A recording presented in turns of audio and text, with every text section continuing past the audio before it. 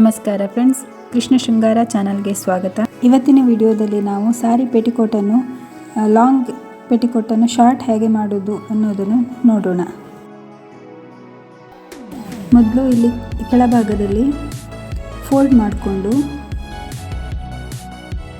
3 finger ಗ್ಯಾಪಲ್ಲಿ ನಮಗೆ ಎಷ್ಟು ಲೆಂತ್ ಕಡಿಮೆ ಬೇಕೋ ಅಷ್ಟು ನೋಡಿಕೊಂಡು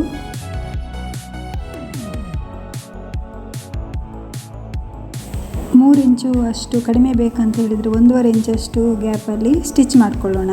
ಫೋಲ್ಡಿನ ಕಡೆ 1.5 ಇಂಚಷ್ಟು ಗ್ಯಾಪ್ ಇಟ್ಕೊಂಡು ಸ್ಟಿಚ್ ಮಾಡ್ಕೊಳ್ಳೋಣ full round.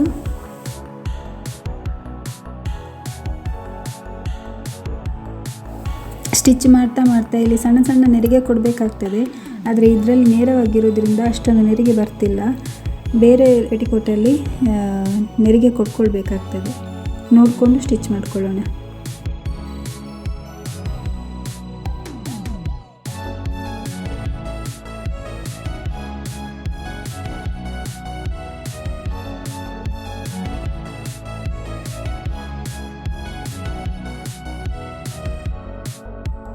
Full round stitch ಮಾಡಿ ಆಯಿತು.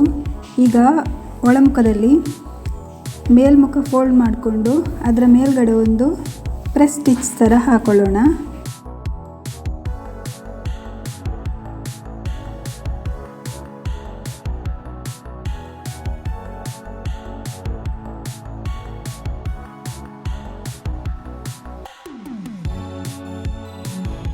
ಆಯಿತು.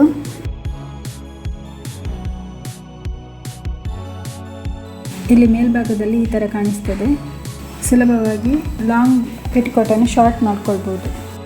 ನೋಡಿದ್ರಲ್ಲ ಫ್ರೆಂಡ್ಸ್, ವಿಡಿಯೋ ಇಷ್ಟವಾದಲ್ಲಿ ಲೈಕ್ ಮಾಡಿ, ಶೇರ್ ಮಾಡಿ, ಕಮೆಂಟ್ ಮಾಡಿ, ಸಬ್ಸ್ಕ್ರೈಬ್ ಮಾಡೋದನ್ನು ಮರಿಬೇಡಿ.